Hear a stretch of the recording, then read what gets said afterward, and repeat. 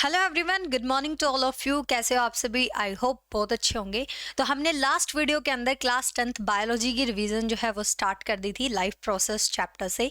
और हमने last video के अंदर डाइजेशन जो टॉपिक था हमारा लाइफ प्रोसेस का पहला टॉपिक, और उसके साथ न्यूट्रिशन का जो इंट्रोडक्शन दिया हुआ है एनसीईआरटी के अंदर स्टार्टिंग का, वो कंप्लीट कर दिया है। आज हम लाइफ प्रोसेस चैप्टर के जो बचे टॉपिक्स हैं, जैसे रेस्पिरेशन हो गया, ट्रांसपोर्टेशन हो गया, एक्सक्रीशन हो गया, उनको कंप्लीट करके इस चैप्टर को फिनिश करने की कोशिश करेंगे अगर हो सका तो। ओके, और इसके साथ साथ मैं आप सबके लिए कुछ प्रीवियस ईयर क्वेश्चंस और कुछ सैम्पल पेपर में आए क्वेश्चंस लेके आई हूँ इस पर्टिकुलर चैप्टर से रिलेटेड, जिनकी हम प्रैक्टिस करेंगे, एक बार साथ में डिस्कस कर लेंगे ताकि उनको राइट करना ईजी हो उसके। ओके, तो आज जो हमें इस पार्ट 2 वीडियो में पढ़ना है, लाइफ प्रोसेस की पार्ट 2 वीडियो है ये। इसके अंदर जो हमें पढ़ना है बेसिकली वो 3 टॉपिक हैं। लिख लेते हैं उनको एक बार, कौन कौन से हैं वो 3 टॉपिक। तो जो हमारा पहला टॉपिक है वो है रेस्पिरेशन।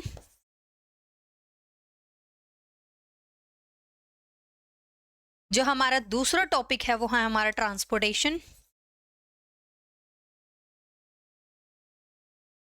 और जो हमारा थर्ड टॉपिक है और इस चैप्टर का सबसे इजीएस्ट और सबसे लास्ट टॉपिक, एक्सक्रीशन। हालांकि इसके अंदर एक्सक्रीशन के अंदर नेफ्रॉन के स्ट्रक्चर को देख के बच्चे डर जाते हैं, बट ये सबसे इजीएस्ट टॉपिक है इस पूरे चैप्टर का। और ट्रांसपोर्टेशन जो टॉपिक है इस पूरे चैप्टर का सबसे मोस्ट इम्पोर्टेंट और सबसे ज़्यादा कॉन्सेप्चुअल और सबसे ज़्यादा समझने वाला टॉपिक है।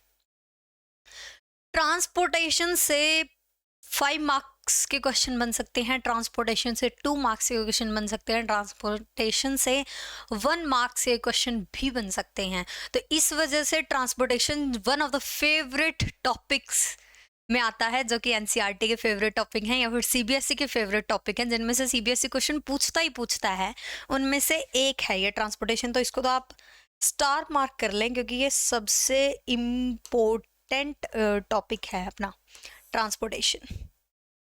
सबसे इम्पोर्टेंट टॉपिक है ट्रांसपोर्टेशन। इसमें से क्वेश्चन बहुत बढ़िया बढ़िया बनते हैं, और 5 मार्क्स में अगर लिखने का, अगर उन्हें देना है, थोड़ा लेंथी पेपर देना है, अगर लेंथी पेपर बनाना है तो 5 मार्क्स का लेंथी क्वेश्चन भी बड़ा अच्छा खासा बन सकता है ट्रांसपोर्टेशन टॉपिक से। इसके अंदर अगर स्पेशली बात करें तो ह्यूमन बीइंग का, खासकर जो हमारी हार्ट की फंक्शनिंग है, हार्ट इस चैप्टर का सबसे मेन चीज है। मतलब इस चैप्टर की धड़कन ही हर्ट है, इस ये आप बोल सकते हो, इस चैप्टर की धड़कन ही हर्ट है, क्योंकि ये चैप्टर सारे चैप्टर में से मतलब सबसे इम्पोर्टेंट टॉपिक जो है वो है हमारा ट्रांसपोर्टेशन। और आप आज देख लेना, जो मैं क्वेश्चंस लेके आई हूँ उनमें से देखना आप कितने क्वेश्चंस, कितने मार्क्स के क्वेश्चंस और कितने क्वेश्चंस जो हैं वो ट्रांसपोर्टेशन टॉपिक से हैं। और ज़्यादातर जो 5 मार्क के क्वेश्चन हैं और जो 3 मार्क्स के क्वेश्चन है वो मे बी ट्रांसपोर्टेशन टॉपिक से ही हैं। तो स्टार्ट करते हैं आज का हमारा पहला टॉपिक रेस्पिरेशन से। रेस्पिरेशन पहले मैं थोड़ा सा डिफाइन कर देती हूँ। रेस्पिरेशन क्या होता है? रेस्पिरेशन एक ऐसा प्रोसेस है जिसके अंदर जो हमारी ग्लूकोज बनी थी, लास्ट वीडियो में जो हमने ग्लूकोज बनाई थी, फाइनल प्रोडक्ट जो स्मॉल इंटेस्टाइन के अंदर हमारा निकला था, उस ग्लूकोज को हम ऑक्सीजन की हेल्प से या फिर बिना ऑक्सीजन के, या फिर हमारे पास थोड़ी बहुत कमी है ऑक्सीजन के, उस ग्लूकोज को तोड़कर एनर्जी निकालते हैं। इस प्रोसेस को, इस पूरे प्रोसेस को बोलते हैं रेस्पिरेशन। रेस्पिरेशन के 3 तरीके होते हैं, 3 पढ़ने हैं हमें। पहला है एरोबिक, दूसरा है एनारोबिक, और एक है lack of oxygen. Aerobic respiration होता है जिसके अंदर हमारे पास ऑक्सीजन है और हम उस ऑक्सीजन की मदद से क्या कर रहे हैं, उसको ग्लूकोज को तोड़ के एनर्जी बना रहे हैं, सिंपल एज यूजुअल। बट एनाएरोबिक होता है जिसके अंदर हमारे पास ऑक्सीजन प्रेजेंट नहीं है, हम विदाउट ऑक्सीजन के ग्लूकोज को सेल के अंदर तोड़ रहे हैं और फिर जाके एनर्जी बना रहे हैं। और एक होता है लैक ऑफ ऑक्सीजन, की हमारे पास क्या है, ऑक्सीजन की कमी है, बट हम फिर भी उस ग्लूकोज को तोड़ के एनर्जी बना रहे हैं। मतलब एनर्जी तो हमें बनानी ही बनानी है, चाहे हम चाहे हमारे पास ऑक्सीजन हो ना हो या उसकी कमी हो, एनर्जी हम बना कर रहेंगे। ठीक है, उस टाइप से। तो इसके अंदर अगर एक बार इसका ओवरव्यू देखें रेस्पिरेशन का, तो रेस्पिरेशन के अंदर हमें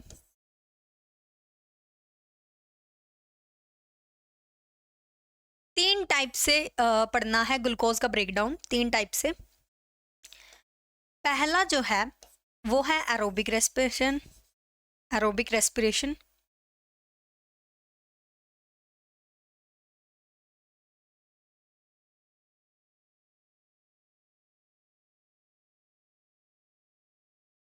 दूसरा है वो है एनारोबिक रेस्पिरेशन, मतलब जिसके अंदर ऑक्सीजन नहीं है। और जो थर्ड है वो है लैक ऑफ ऑक्सीजन, मतलब हमारे पास ऑक्सीजन तो है बट कम अमाउंट में है।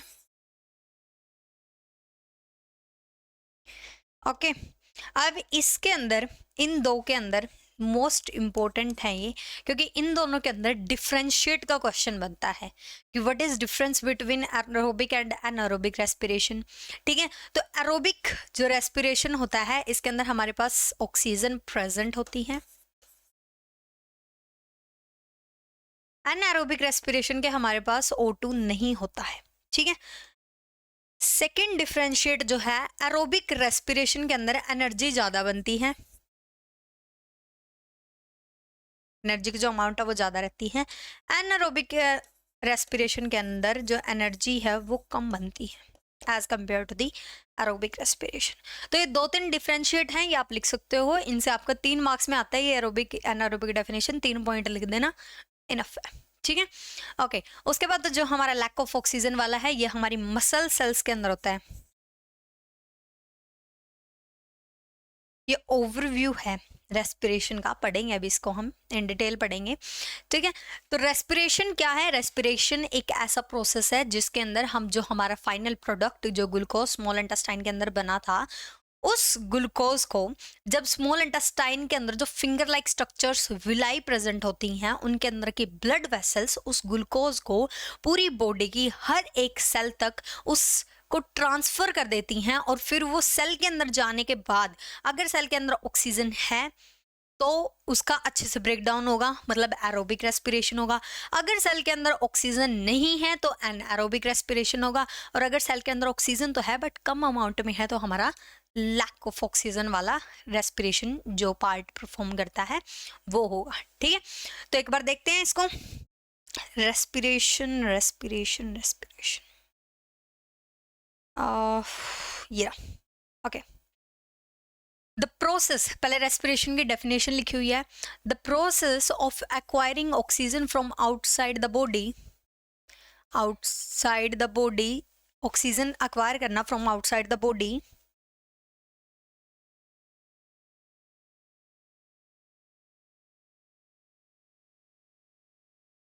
ऑक्सीजन को एक्वायर करना from outside the body and to use it, और उसका फिर यूज करना in the process of break down of food source for cellular need. Break down of food source का मतलब है यहाँ पे glucose, and for cellular needs का मतलब है यहाँ पे एनर्जी के लिए, एनर्जी बनाने के लिए। ठीक है, सेलुलर नीड्स का बेसिकली यहाँ पे मतलब ये एनर्जी के लिए, ताकि सेल्स उस एनर्जी का यूज करके अपना खाना बना सके, और सेल्स ही तो अपनी बॉडी का जो वर्किंग है वो परफॉर्म करती है, सेल्स ही तो अपनी बॉडी के मेंटेनेंस का जो वर्किंग है वो परफॉर्म करती है, because our body is made up of cells. ठीक है, तो सेल्स को एनर्जी चाहिए होती है जिसके लिए वो ग्लूकोज को तोड़ते हैं with the help of oxygen.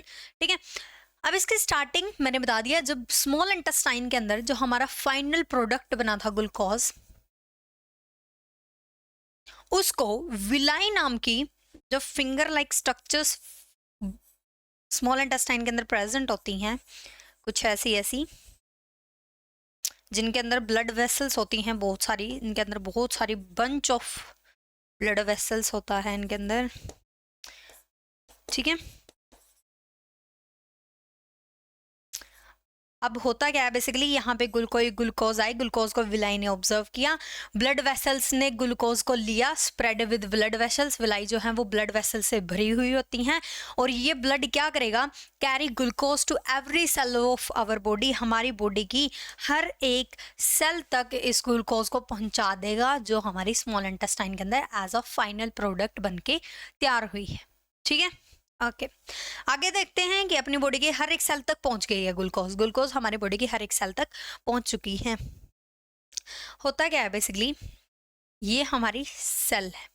ठीक है, सेल के अंदर ये हमारा माइटोकॉन्ड्रिया, ठीक है। ये हमारी गोल्गी apparatus, लास्ट ईयर पढ़े थे ना ये सेल ऑर्गेनेली। यहाँ हमारा कोई बड़ा सा वैक्यूल होता था, यहाँ पे हमारा ये न्यूक्लियस, ठीक है। ये कुछ स्ट्रक्चर होता था सेल का, ठीक है। ये हमारा वैक्यूल हो गया,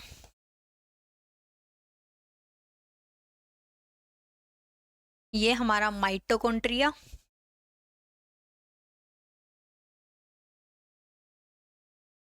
ये हमारी गोल्गी apparatus, अब हमने लास्ट ईयर एक बात पढ़ी थी 9th क्लास में, जब हम सेल ऑर्गेनेलीज को इन डिटेल पढ़ रहे थे, उनके फंक्शनिंग देख रहे थे। तो mitochondria is known as power house of cell. Mitochondria को पावर हाउस ऑफ सेल बोलते थे, पावर हाउस ऑफ सेल बोलते थे, राइट। इसका रीजन भी था, क्यों बोलते थे माइटोकॉन्ड्रिया को power house of cell. Mitochondria को पावर हाउस ऑफ सेल इसलिए बोलते थे क्योंकि वो एनर्जी करेंसी निकालता था। अब एनर्जी करेंसी क्या थी? एनर्जी करेंसी थी हमारी ATP, ATP that is adenosine triphosphate. जो हमारी एटीपी है वो कहाँ बनती थी? माइटोकॉन्ड्रिया के अंदर बनती थी। अब वो लिंक करो कि वो कैसे बनती थी। हुआ क्या, हमारे पास ग्लूकोज का मोलिक्यूल था C6H12O6, इनके फॉर्मूले याद करने पड़ेंगे ग्लूकोज का तो खासकर, क्योंकि ग्लूकोज बहुत बार रिपीट होगा इस चैप्टर के अंदर। ग्लूकोज का हमारे पास एक मोलिक्यूल आया है, फिर ग्लूकोज आई हमारे पास, ब्लड ने इसको इस सेल तक पहुंचा दिया, इस क्या पूरी बॉडी की सेल्स तक पहुंचाया है। लेकिन हम एक पर्टिकुलर एक तरीके से कॉन्सेप्ट को याद करने के लिए ये अज्यूम कर लेते हैं कि ग्लूकोज गई सेल के पास। अब सेल के इस साइटोप्लाज्म, ये वाला जो पार्ट होता था हमारा, दिस पर्टिकुलर पार्ट, ये वाला पार्ट, ये हमारा सारा ब्लैंक पार्ट होता था साइटोप्लाज्म, इसके अंदर क्या हुआ, इसके अंदर हमारी ग्लूकोज जो है वो गई, ठीक है, पहुंच गई। साइटोप्लाज्म के अंदर जाते ही, साइटोप्लाज्मा या प्लाज्म के अंदर जाते ही ये जो ग्लूकोज थी, देखो इसको ऐसे करो, ग्लूकोज साइटोप्लाज्म के अंदर जाते ही पायरूवेट के अंदर कन्वर्ट होगी। किसके अंदर कन्वर्ट होगी? पायरूवेट के अंदर कन्वर्ट होगी। अब ये पायरूवेट क्या है? पहले ग्लूकोज के अंदर कितने कार्बन थे? पहले ग्लूकोज के अंदर कितने कार्बन थे? 6 कार्बन थे। अब जब ये साइटोप्लाज्म में अंदर जाने के बाद इसके ऊपर बहुत सारे एंजाइम्स ने, राइजोसोम्स जो हमने पढ़े थे, उन्होंने एक्ट किया और इस ग्लूकोज को एक 3 कार्बन मोलिक्यूल में कन्वर्ट कर दिया, 3 कार्बन मोलिक्यूल के अंदर कन्वर्ट कर दिया, जिसको हम पायरूवेट बोलते हैं। अब अगर सेल के अंदर 3 सिनेरियो बनेंगे, अब मैं इसको इरेज कर रही हूँ यहाँ से, ये वैक्यूल वगैरह माइटोकॉन्ड्रिया वगैरह। अब 3 सिनेरियो हैं। अगर सेल के अंदर ऑक्सीजन है, अगर सेल के अंदर ऑक्सीजन प्रेजेंट है, तो ये ग्लूकोज पायरूवेट में जो टूटी है, ये पायरूवेट माइटोकॉन्ड्रिया के अंदर जाएगा। अगर सेल के अंदर ऑक्सीजन है तो, अगर सेल के अंदर ऑक्सीजन है तो ये जो पायरूवेट हमारा बना है, ये किसके अंदर जाएगा? माइटोकॉन्ड्रिया के अंदर जाएगा। अगर ऑक्सीजन है तो सिर्फ, ठीक है। माइटोकॉन्ड्रिया के अंदर जाने के बाद ये पायरूवेट पूरी तरीके से टूट जाएगा और हमारे जो प्रोडक्ट बनेंगे वो बनेगा CO2 प्लस H2O प्लस हमारी एनर्जी, जो कि इन द फॉर्म ऑफ ATP निकलती है, जिसको हम एडेनोसाइन ट्राइफॉस्फेट बोलते हैं, ठीक है। एटीपी की फुल फॉर्म होती है एडेनोसाइन ट्राइफॉस्फेट, ठीक है। अगर सेल के अंदर ऑक्सीजन है तो ये जो हमारा पायरूवेट साइटोप्लाज्म के अंदर बना है वो माइटोकॉन्ड्रिया के अंदर जाएगा, माइटोकॉन्ड्रिया के अंदर वो टूट के फाइनल प्रोडक्ट हमारा CO2 H2O और एनर्जी निकलेगी, energy in the form of ATP, ठीक है। ये तो हो गया फर्स्ट सिनेरियो, अगर ऑक्सीजन है तो। अगर ऑक्सीजन की है कमी, प्रेजेंट तो अभी भी है लेकिन हमारे पास ऑक्सीजन की है कमी, लैक ऑफ ऑक्सीजन। सेकंड जो केस है हमारा वो है lack of oxygen, lack of oxygen. अगर है लैक ऑफ ऑक्सीजन, कमी है ऑक्सीजन की, तो क्या बनेगा? तो पहली बात तो माइटोकॉन्ड्रिया के अंदर नहीं जाएगा। फिर पायरुवेट माइटोकॉन्ड्रिया के अंदर सिर्फ तब जाएगा जब सेल के अंदर ऑक्सीजन प्रेजेंट होगी, अदरवाइज वो नहीं जाएगा। ठीक है, तो पायरुवेट साइटोप्लाज्म के अंदर ही टूट के क्या बना लेगा, lactic acid plus energy, lactic acid plus energy. अब ये जो लैक्टिक एसिड होता है ये आपको क्रैम्प्स जाते हैं, क्रैम्प्स आते हैं जब आप भागते हो, रनिंग कर रहे हो, बहुत तेज स्पीड में शूट लगा रहे हो, तो आपके एकदम से सडनली पैरों में दर्द होने लग जाता है, और एकदम से जब आप रुकते हो तो पूरा हाँफने लग जाते हो। वो because of formation of lactic acid होता है, क्योंकि जब आप भाग रहे हो आपकी बॉडी के अंदर उतनी सफिशिएंट ऑक्सीजन नहीं जा रही है जितनी जानी चाहिए। मतलब अपनी बॉडी के अंदर क्या हो गई है, कमी हो गई है, किस चीज़ की, ऑक्सीजन की। और जब ऑक्सीजन की कमी हो रही है तो हमारे पास प्रोडक्ट मिलते हैं दो, एक होता है लैक्टिक एसिड, एक होता है एनर्जी। देखो एनर्जी तो बनेगी क्योंकि आप भाग रहे हो, तो भागने के लिए एनर्जी तो चाहिए, तो लैक्टिक एसिड के साथ एनर्जी का तो वो काम हो गया। और लैक्टिक एसिड का काम होगा जब आप भाग रहे हो तो आपके पैरों में दर्द होने लग जाता है ना भागते भागते, इवन पैरों में नहीं, पूरी बाजू वगैरह हर पेन होने लग जाता है, तो वो because of formation of lactic acid होता है। इसी वजह से कहते हैं, तो जो लैक ऑफ ऑक्सीजन वाला सिनेरियो है ना, ये मसल सेल्स के अंदर देखा जाता है, मसल्स के अंदर बेसिकली देखा जाता है, सेल्स जो मसल्स की सेल होती हैं स्पेशल। ठीक है, क्योंकि रनिंग करते वक्त सबसे ज्यादा जो वर्किंग होता है वो मसल्स की होती है। ठीक है, थर्ड सिनेरियो जो इसका थर्ड केस बनता है वो ह्यूमन बीइंग के अंदर तो पॉसिबल नहीं है। क्यों पॉसिबल नहीं है?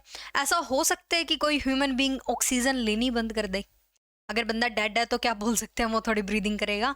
लेकिन क्या कोई living being, human living being breathe के पास ऑक्सीजन ना हो, ऐसा पॉसिबल है? ऐसा पॉसिबल नहीं है कि कोई लिविंग ह्यूमन बीइंग है और उसके पास ऑक्सीजन ही नहीं है बॉडी के अंदर। ऐसा नहीं हो सकता। कमी हो सकती है ऑक्सीजन की, लेकिन ये नहीं हो सकता कि बिल्कुल ही ऑक्सीजन नहीं है बॉडी के अंदर, ऐसा पॉसिबल नहीं है। तो ये जो थर्ड केस बनता है कि हमारे पास ऑक्सीजन नहीं है फिर भी हम ग्लूकोज को तोड़ रहे हैं, वो ईस्ट के अंदर देखा जाता है। हमारे पास एक एग्जाम्पल गिवन है, ईस्ट एक ऑर्गेनिज्म है ईस्ट। इसके अंदर क्या होता है, एनएरोबिक रेस्पिरेशन, जिसको फ्रेमेंटेशन भी बोलते हैं, फ्रेमेंटेशन भी बोल देते हैं ईस्ट के अंदर कभी कभी रेस्पिरेशन को। ठीक है, इसके अंदर क्या होगा, इसके अंदर भी देखो ऑक्सीजन तो है ही नहीं, इसका मतलब ये सेल तो इसके अंदर भी है, इसका मतलब माइटोकॉन्ड्रिया के अंदर तो जाएगा नहीं पायरुवेट, राइट। अब ये पायरुवेट क्या करेगा, अपने आप को ethanol plus CO2 plus energy में तोड़ लेगा साइटोप्लाज्म के अंदर ही, क्योंकि माइटोकॉन्ड्रिया के अंदर तो सिर्फ तब जाएगा जब ऑक्सीजन होगी। विदाउट ऑक्सीजन माइटोकॉन्ड्रिया के अंदर एंट्री अलाउड नहीं है।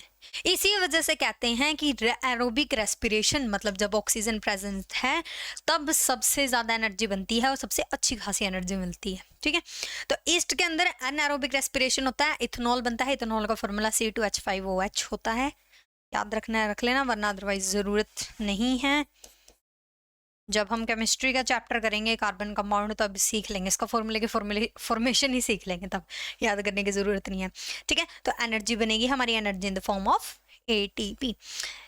ओके, तो this is basically your respiration का ये पूरा प्रोसेस है। अब इसको एक बार रिटन फॉर्म में भी देख लेते हैं। NCERT के अंदर ये बड़े अच्छे फ्लो चार्ट से समझाया गया। देखो ये NCERT का ही है, ये मैंने नहीं बनाया है, ये NCERT का फ्लो चार्ट है। देखते हैं हो क्या रहा है। ग्लूकोज थी, ब्लड ने ग्लूकोज को बॉडी की हर एक सेल के पास पहुंचा दिया। और मैंने आपको आपका कंसेप्ट क्लियर करने के लिए एक बार एक पर्टिकुलर सेल का एग्जांपल लेके समझाया। ठीक है, सेल के पास जैसे ही ग्लूकोज पहुंची, पहले तो साइटोप्लाज्म के अंदर जाते ही वो पायरुवेट के अंदर कन्वर्ट हो गई, जो कि एक 3 कार्बन कंपाउंड है। ठीक है, मैंने बताया था ग्लूकोज जैसे ही सेल के अंदर, मतलब साइटोप्लाज्म के अंदर गई, वो पायरुवेट के अंदर कन्वर्ट हो गई। अब आगे देखते हैं, अगर प्रेजेंस है ऑक्सीजन की, मतलब ऑक्सीजन प्रेजेंट है, अगर ऑक्सीजन प्रेजेंट है तो वो कहाँ गया, माइटोकॉन्ड्रिया के अंदर गया। कौन गया, पायरुवेट कहाँ गया, माइटोकॉन्ड्रिया के अंदर गया। अगर ऑक्सीजन प्रेजेंट है तो मतलब यहाँ कौन सा रेस्पिरेशन हो रहा है, एरोबिक रेस्पिरेशन। ठीक है। तो प्रोडक्ट क्या बने, CO2 H2O plus energy in the form of ATP। अगर ऑक्सीजन है तो माइटोकॉन्ड्रिया के अंदर गया, प्रोडक्ट क्या बने, CO2 plus H2O plus energy in the form of ATP। ठीक है। सेकंड केस अगर एनर्जी नहीं अगर कमी है ऑक्सीजन की, ऑक्सीजन तो है लेकिन कमी है, लैक ऑफ O2, ऑक्सीजन की कमी है। लैक का मतलब होता है कमी होना किसी चीज की, ठीक है। इन आवर मसल सेल्स, जब हम रनिंग करते हैं मसल सेल्स के अंदर ये वाला जो रेस्पिरेशन है वो देखा जाता है। तो हमारे पास चीजें क्या क्या बनी थी, हमारे पास प्रोडक्ट क्या क्या बने थे, लैक ऑफ ऑक्सीजन के अंदर लैक्टिक एसिड प्लस एनर्जी। तो यहाँ क्या बनेंगे हमारे पास, lactic acid plus energy. Lactic acid एक 3 कार्बन कंपाउंड है, ठीक है।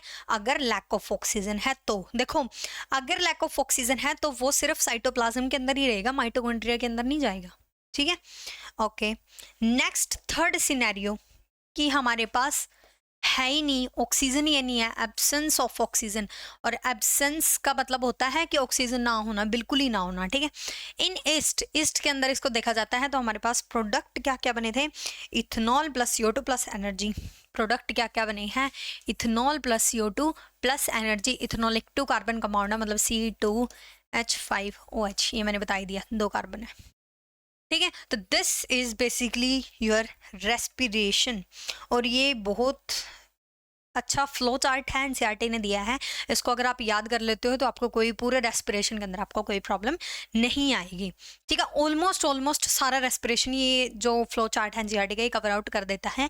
बस आपको एक चीज याद रखनी है कि ये जो ग्लूकोज है ये हर एक सेल तक कैसे पहुंची, ब्लड वेसल्स के थ्रू पहुंची। और वो ब्लड वेसल्स कहाँ से लाई ग्लूकोज को, स्मॉल इंटेस्टाइन से लाई। स्मॉल इंटेस्टाइन में ऐसा क्या था, विलाई थी जिन्होंने ऑब्जर्व किया ग्लूकोज को, ठीक है। ये आपको बस याद रखना है, अदरवाइज सारा रेस्पिरेशन इस फ्लो चार्ट में आपका कवर आउट हो जाता है। नेक्स्ट चलते हैं, प्लांट्स के अंदर वो तो था ह्यूमन बीइंग के अंदर रेस्पिरेशन, ठीक है, मतलब ऑर्गेनिजम्स के अंदर।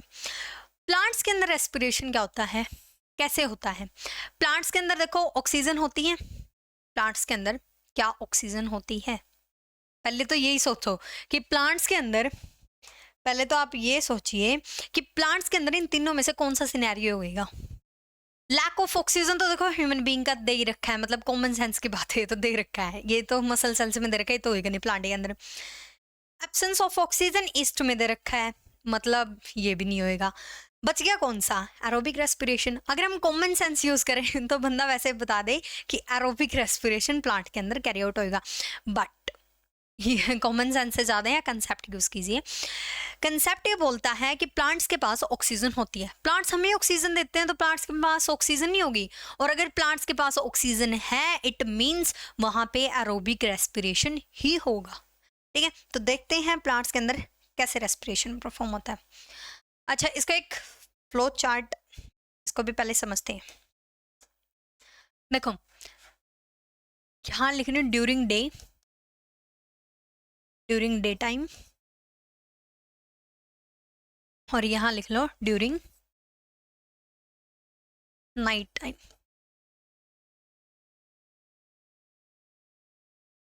During day time, during night time, ठीक है। ड्यूरिंग डे टाइम, मॉर्निंग में हमने अभी तक प्लांट्स के अंदर एक ही प्रोसेस पढ़ा है, फोटोसिंथेसिस, राइट, एक ही चीज पढ़ी है, फोटोसिंथेसिस। कोई डाउट नहीं।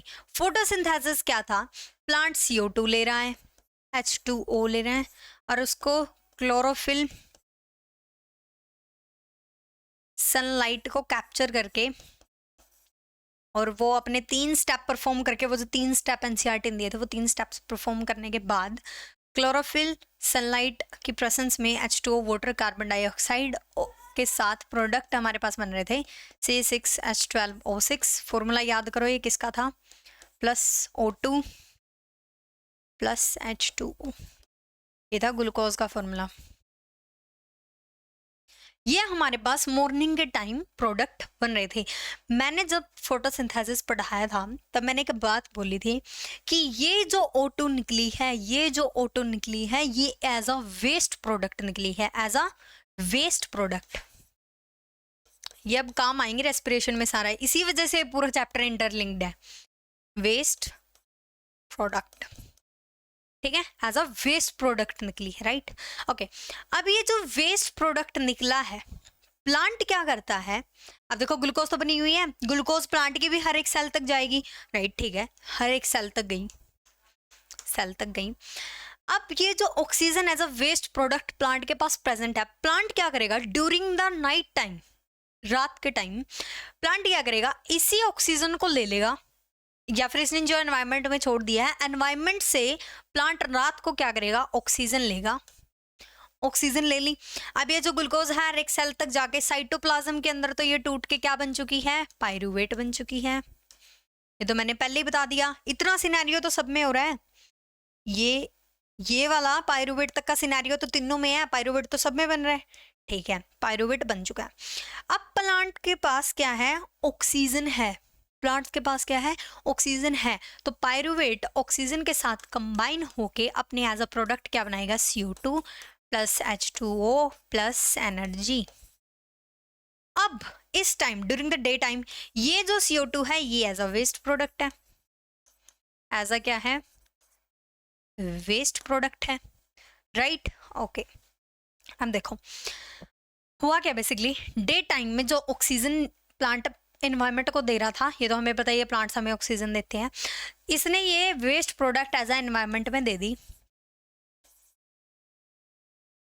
और रात को ड्यूरिंग द नाइट टाइम यही ऑक्सीजन एनवायरनमेंट से कैरी आउट करके अपना रेस्पिरेशन का प्रोसेस बना के और CO2 as a waste product निकाल दी। अब जैसे ही सूरज निकलेगा, इसको फोटोसिंथेसिस करनी है क्योंकि सनलाइट है, तो जैसे ही सूरज निकलेगा ये CO2 जिसने एज अ वेस्ट प्रोडक्ट बाहर निकाली है, इसी को यूज करके ये फोटोसिंथेसिस कर लेगा। CO2 ही तो यूज कर रही है फोटोसिंथेसिस में, इसी का यूज करके फोटोसिंथेसिस कर लेगा। ये पूरा एक साइकिल है, पहले CO2 H2O कंबाइन होके oxygen as a waste product निकली, ऑक्सीजन ले ली इसने रात को ऑक्सीजन ले ली, ऑक्सीजन लेके CO2 वेस्ट प्रोडक्ट निकाली, मॉर्निंग में वही CO2 यूज कर ली फोटोसिंथेसिस के लिए। ये पूरा एक क्या है, साइकिल है एक तरीके से, ठीक है। तो ये प्लांट के अंदर रेस्पिरेशन ऐसे होता है। अब क्वेश्चन इज दैट कि प्लांट के अंदर जो रेस्पिरेशन है वो मॉर्निंग में भी होता है, मतलब डे टाइम में भी होता है। यस, बिल्कुल होता है, डे टाइम में भी रेस्पिरेशन का प्रोसेस होता है, बट कंपेयर अगर उसको कंपेयर करें हम नाइट टाइम से तो बहुत लेस होता है, बहुत कम होता है। क्यों, ऐसा क्या रीज़न है कि डे टाइम में कम होता है, नाइट को ज़्यादा होता है? Reason is that day time में जो प्लांट है वो अपना स्टोमेटा ओपन करता है, राइट, और वहाँ पे CO2 क्या है, एक्सचेंज चल रहा होता है, साथ में O2, साथ में CO2, O2 वैसे बन रही है, मतलब इतना सारा वो पूरा मैस कर दिया, ठीक है। तो because of that reason during the night time जो रेस्पिरेशन का प्रोसेस है वो कैरी आउट ज़्यादा होता है, more as compare to the day time, ठीक है। तो ये पूरा प्रोसेस है, ऐसे ऐसे होता है, और इसको याद रखना इसी वजह से इजी है क्योंकि यहाँ से O2 निकली, वेस्ट प्रोडक्ट था, एनवायरनमेंट में गया, यही रात को ले ली। इसी वजह से तो गाँव में बोलते नहीं है कि रात को पेड़ के नीचे नहीं सोना चाहिए, रात को पेड़ के नीचे इसी वजह से नहीं सोना चाहिए क्योंकि रात को प्लांट ऑक्सीजन बाहर से लेता है, हमें देता नहीं है। क्यों? क्योंकि रात को उसको रेस्पिरेशन करना होता है, इस वजह से वो ऑक्सीजन एनवायरनमेंट से लेता है। बिकॉज ऑफ दैट रीजन गाँव में बोला जाता है कि पेड़ के नीचे नहीं सोना रात को, ठीक है बंदे की डेथ हो जाएगी उधर ऑक्सीजन की कमी होने की वजह से, ठीक है। तो ये जो हमारा प्रोसेस हो रहा है यहाँ तक, ये है हमारा रेस्पिरेशन।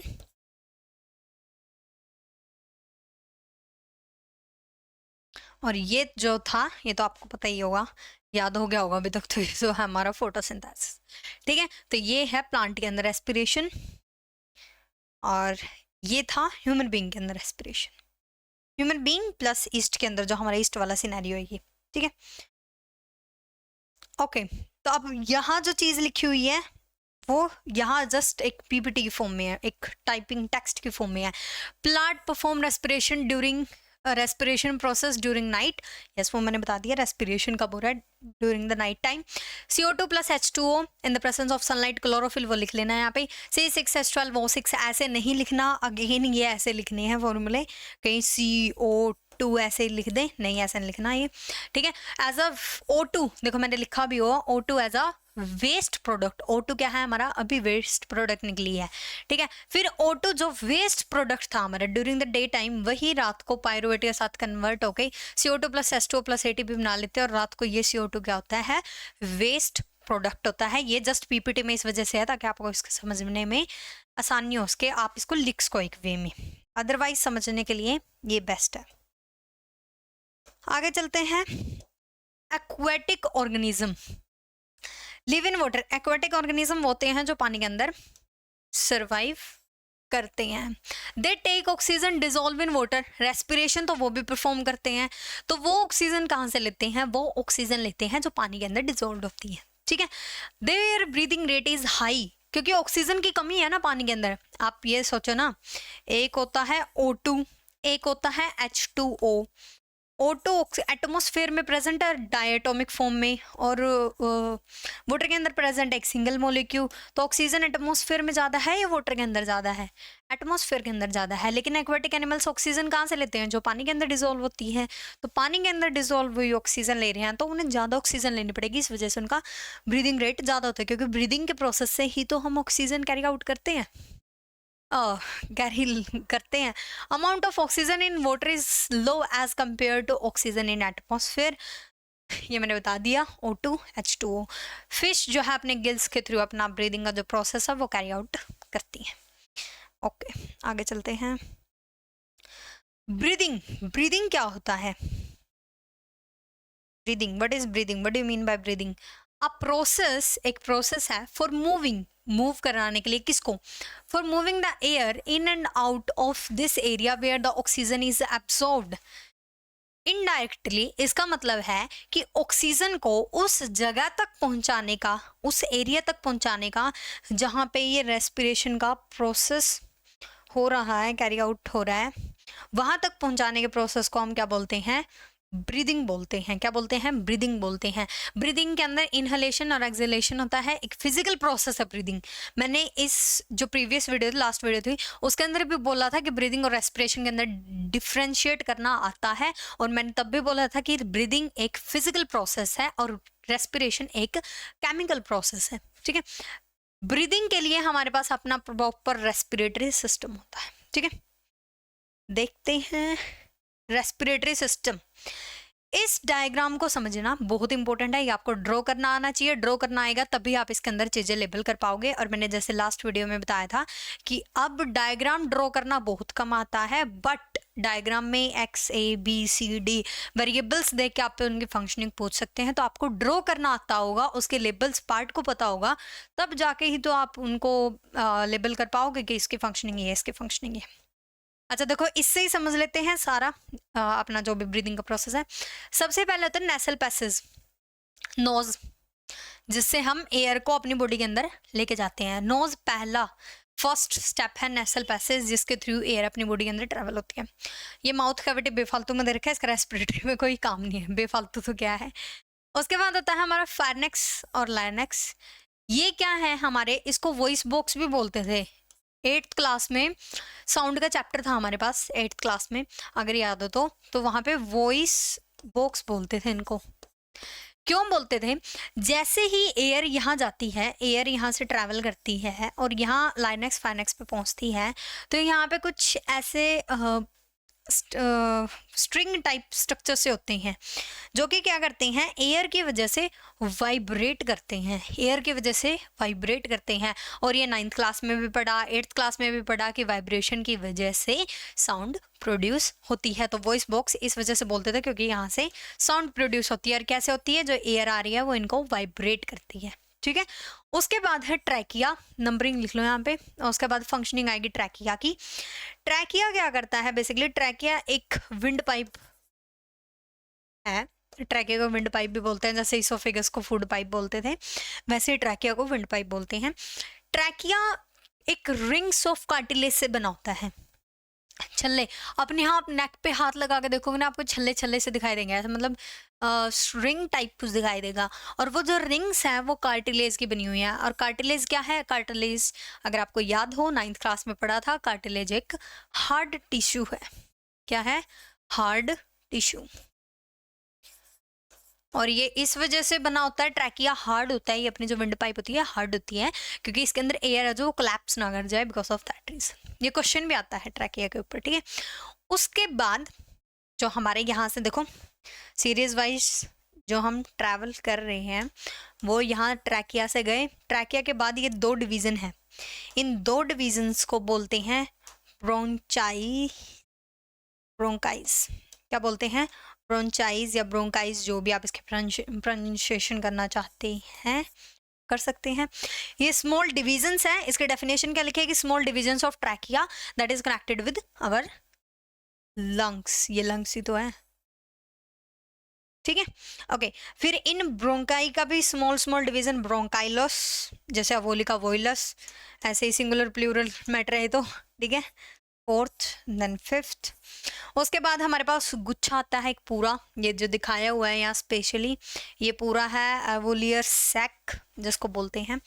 ये क्या है? पूरा एवोलियर सैक, ठीक है। एवोलियर सैक के अंदर ऐसे कुछ बैलून लाइक स्ट्रक्चर्स हैं। ये एक बैलून, इन बैलून लाइक स्ट्रक्चर को बोलते हैं एवोली, और एक सिंगल बैलून लाइक स्ट्रक्चर को बोलते हैं अवोइलस, ठीक है। वो सिंगुलर प्लूरल वाला मैटर है, ठीक है। ये तो होगी लेबलिंग। अब इसके फंक्शन देखते हैं क्या क्या है। एक्चुअली होता क्या है, नेसल पैसेज से, जो हमारा नेसल पैसेज है, यहाँ से एयर अंदर गई। आप बताओगे कैसे, इसको डिफाइन कैसे करोगे? पेपर के अंदर तो लिखना होता है ना। तो नेसल पैसेज में आप लिखोगे कि it is a part by which air enters in our body, ठीक है। उसके बाद ट्रैकिया, या फिर पहले फाइनेक्स और लाइनेक्स, सेकंड पॉइंट, इसीलिए नंबरिंग लिखवाइए बनेगी। फाइनेक्स और लाइनेक्स क्या करेंगे, आप बोल सकते हो they are known as voice box. They vibrate because of sound, they vibrate because of air and produce sound, ठीक है, इनकी functioning. Third trachea is also known as wind pipe, ठीक है, और it is made up of rings of cartilage and cartilage is a hard tissue, आप, ठीक है। उसके बाद ब्रोंचाइज में आप बोल सकते हो it is a small division of trachea that is connected with lungs. ये स्मॉल डिवीजन है ट्रैकिया की जो कि लंग्स के साथ कनेक्टेड है। उसके बाद ब्रोंकाइलस में आप बोल देना कि ब्रोंचाइज का स्मॉल डिवीजन है, ठीक है। उसके बाद alveolar sac is a bunch of alveoli, ठीक है। एवोलीज का अच्छा खासा फंक्शन आएगा। एवोलीज का फंक्शन आपको समझना पड़ेगा। देखो एवोलीज और अवोइलस, ठीक है, ये है हमारे पास एक अवोइलस, सिंगुलर को बोलते हैं अवोइलस, ठीक है। अवोइलस के अंदर हमने क्या किया, हमने ऑक्सीजन को कैरी आउट किया, हमने ऑक्सीजन को इनहेल किया।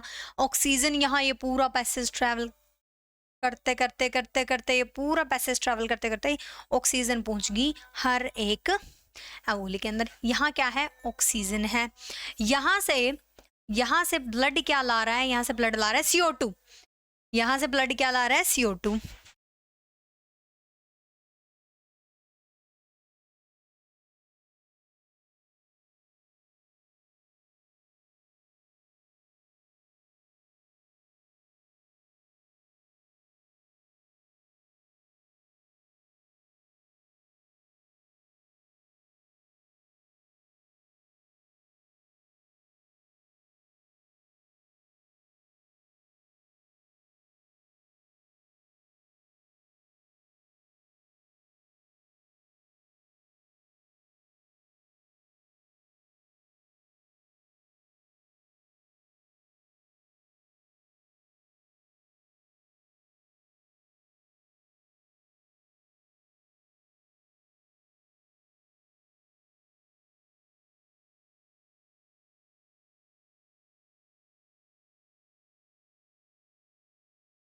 ठीक है, तो यहाँ से ब्लड क्या कर रहा है? यहाँ से ब्लड CO2 कैरी आउट करके ला रहा है। ब्लड की फंक्शनिंग भी हम अगले ट्रांसपोर्टेशन पार्ट में पढ़ेंगे।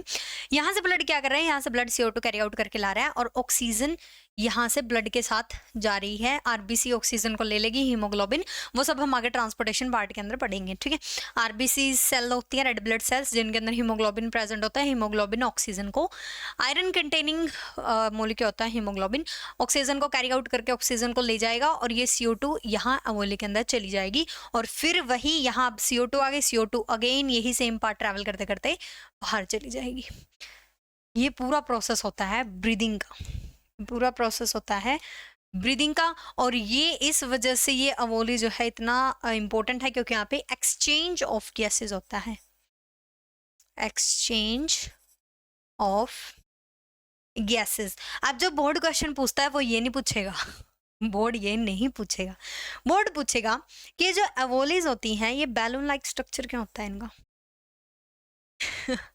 बैलून लाइक स्ट्रक्चर होता है इनका, बैलून लाइक स्ट्रक्चर।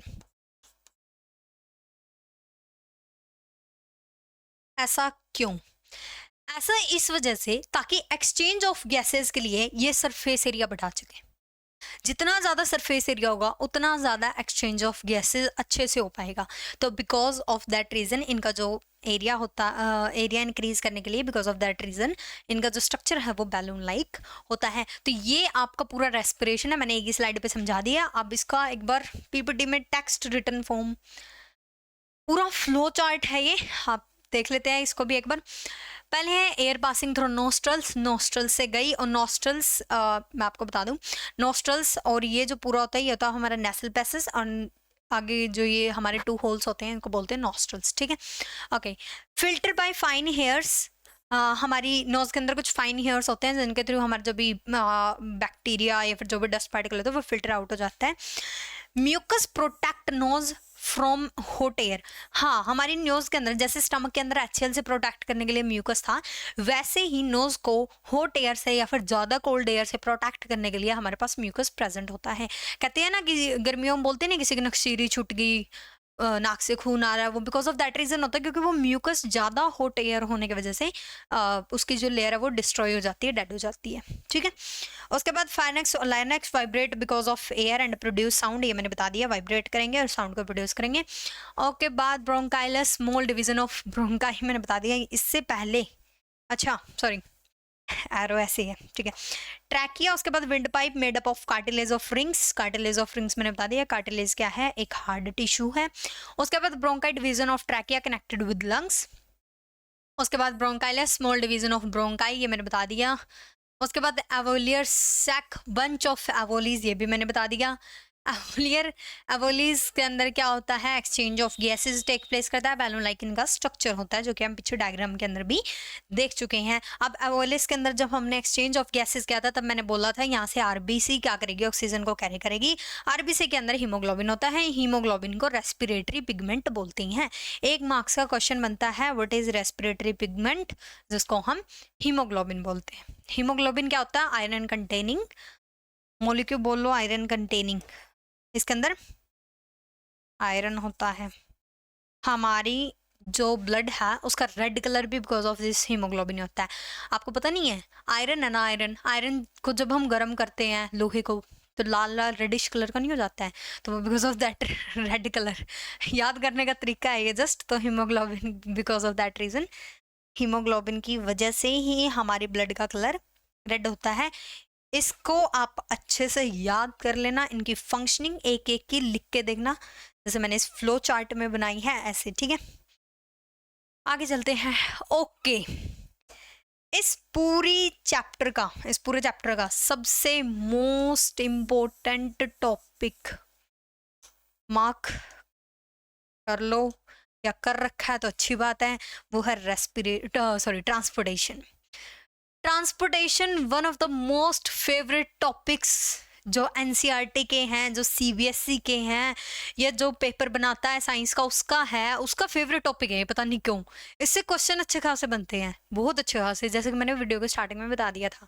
तो इसको अच्छे से समझना, थोड़ा फोकस इस पे करना, ज़्यादा ध्यान रखना इसका।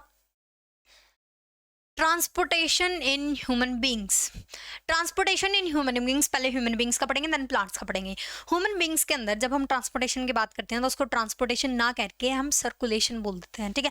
तो एक पर्टिकुलर हमारे पास सर्कुलेटरी सिस्टम हमें हमारी ह्यूमन बॉडी के अंदर प्रेजेंट होता है फॉर ट्रांसपोर्टेशन। किसका ट्रांसपोर्ट करेंगे हम, हमें क्यों ज़रूरत है ट्रांसपोर्ट करने की, क्या ज़रूरत है ट्रांसपोर्टेशन की, क्यों ट्रांसपोर्ट करें। हमने खाना खाया, एनर्जी बना ली, रेस्पिरेशन के प्रोसेस के थ्रू हमने एनर्जी बना ली। वो एनर्जी अब एक ही जगह रही बॉडी की, पूरी बॉडी के अंदर हमें ट्रांसपोर्ट नहीं करनी। Food, glucose, amino acid, fatty acid, protein, minerals, जो भी हमने फूड से निकाला है, जो भी हमारी बॉडी के अंदर प्रोडक्ट बने हैं जो हमारी बॉडी के लिए बेनिफिशियल हैं, वो क्या एक ही जगह रहेंगे बॉडी के?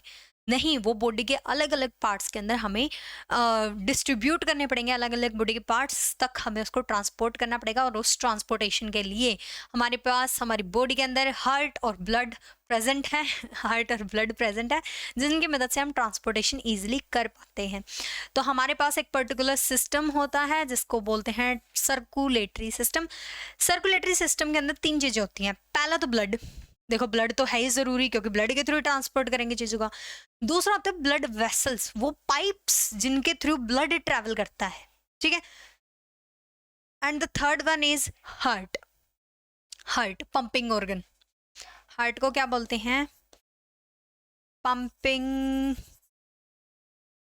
ऑर्गन। हार्ट को क्या बोलते हैं?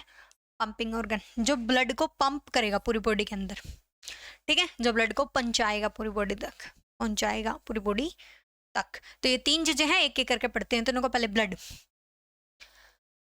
अगेन सब फ्लो चार्ट। फ्लो चार्ट से इजी रहता है चैप्टर को याद रखना, और ट्रांसपोर्टेशन को तो खासकर, ठीक है। सबसे पहला जो है हमारा वो है ब्लड। ब्लड के अंदर 2 चीजें होती हैं, एक होता है प्लाज्मा, एक होता है ब्लड सेल्स। प्लाज्मा 55% होता है, no need to remember. Blood cells 45% होता है, नो नीड टू रिमेंबर। याद करने की जरूरत नहीं है इनको, ठीक है। बस ये याद रखना कि ब्लड के अंदर जो पहले 2 डिवीजन आएंगे वो आएंगे प्लाज्मा और ब्लड सेल। प्लाज्मा क्या करती है, किसका ट्रांसपोर्ट करती है? प्लाज्मा एक फ्लूइड होता है। प्लाज्मा ट्रांसपोर्ट करता है प्रोटीन्स, नाइट्रोजनियस वेस्ट इन डिजोल्व्ड फॉर्म, डिजोल्व्ड फॉर्म, ठीक है, वो तो पता ही है डिजोल्व हो जाएगा। ब्लड के अंदर 3 टाइप की सेल्स होती हैं, आरबीसी, डब्ल्यूबीसी और प्लेटलेट्स। आरबीसी मतलब रेड ब्लड सेल, डब्ल्यूबीसी मतलब व्हाइट ब्लड सेल, और प्लेटलेट्स मतलब प्लेटलेट्स, ठीक है। तो ब्लड के अंदर 45% ब्लड सेल्स होती हैं, 55% प्लाज्मा होता है। ओके, आगे बात करते हैं ब्लड वेसल्स की। ब्लड वेसल्स हमारी 2 होती हैं, मेनली तो 2 होती हैं ब्लड वेसल्स हमारी। एक तो होती है आर्टरी,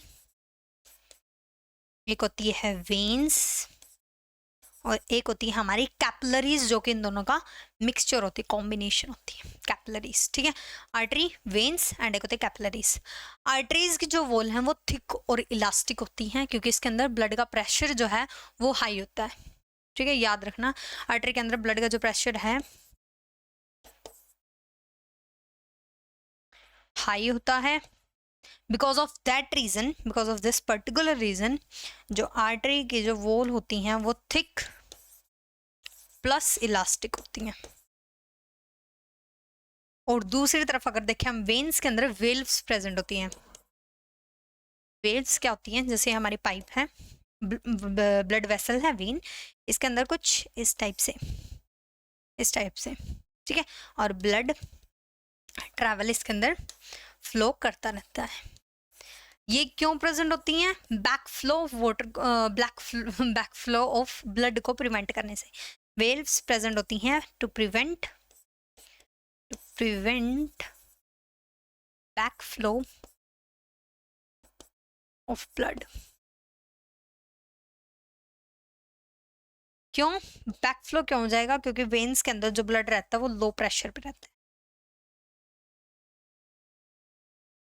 और एक ये भी है, आर्टरीज जो हैं वो ब्लड को जो है वो हार्ट के पास लेके आती हैं, वेन्स जो वो ब्लड को हार्ट से दूर लेके जाती है, ठीक है। ये डिफ्रेंशिएट करने में आता है सब कुछ, देख लेते हैं। आर्टरीज जो हैं वो हमेशा ऑक्सीजनेटेड ब्लड कैरी करती हैं। आर्टरीज क्या करती हैं? ऑक्सीजनेटेड ब्लड कैरी करती हैं, मतलब जिसके अंदर ऑक्सीजन प्रेजेंट होती है, ठीक है। वेन्स जो है वो हमेशा डीऑक्सीजनेटेड ब्लड कैरी करती है, जिसके अंदर ऑक्सीजन नहीं होती है। लार्जेस्ट आर्टरी ह्यूमन बॉडी की है ओर्टा, और लार्जेस्ट वेन ह्यूमन बॉडी की है वो तो है vena cava. Veins carry oxygenated blood. Exceptional case है एक ऐसी वेन जो कि ऑक्सीजनेटेड ब्लड कैरी करती है, उसका नाम है पल्मोनरी वेन। और एक ऐसी आर्टरी जो डीऑक्सीजनेटेड ब्लड कैरी करती है, एक्सेप्शनल केस है पल्मोनरी आर्टरी। इनको प्लमनरी क्यों बोला? Pulmonary is something related to lungs, जो कि लंग्स से कनेक्टेड है, ठीक है, okay, because of that reason. ये वाली और ये वाली चीज इंपॉर्टेंट है, याद रखना। वेन, इकलौती ऐसी वेन, एक्सेप्शनल केस, जो कि ऑक्सीजनेटेड ब्लड कैरी करती है, प्लमनरी वेन, और इकलौती ऐसी आर्टरी जो कि डीऑक्सीजनेटेड ब्लड कैरी करती है, सॉरी, प्लमनरी आर्टरी, ठीक है। अब जो हमारी पंपिंग ऑर्गन है, वेसल्स होगी, ब्लड हो गया, देखो 3 चीज थी ना, ब्लड हो गया, पढ़ लिया हमने, plasma, blood cells, blood vessels होगी, आर्टरी वगैरह होगा। थर्ड बच गया हमारा हार्ट, पंपिंग ऑर्गन। देखते हैं और इसकी फंक्शनिंग देखते हैं। पहले एक बार लेबलिंग देख लेते हैं इसकी। सबसे पहले देखो एरो टाइप से चलेंगे। सबसे पहले जो ब्लड आता है वो आता है लेफ्ट एट्रियम में, नंबर 1, ठीक है। सबसे पहले ब्लड आता है लेफ्ट एट्रियम में, ये एनसीईआरटी का डायग्राम है। सबसे पहले जो ब्लड आता है वो होता है लेफ्ट एट्रियम में। लेफ्ट एट्रियम की थिन वॉल्स होती हैं, थिन वॉल्स,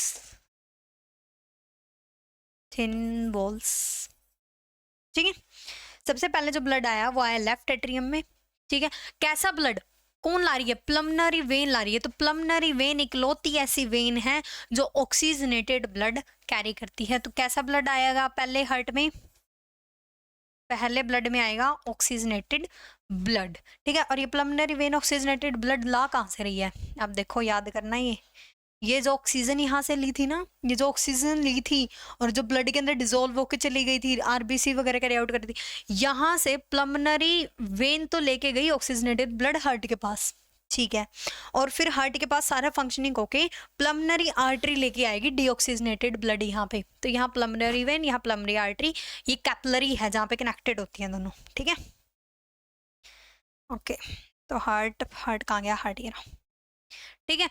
तो पहले प्लमनरी वेन ऑक्सीजनेटेड ब्लड लेके आई लंग्स से,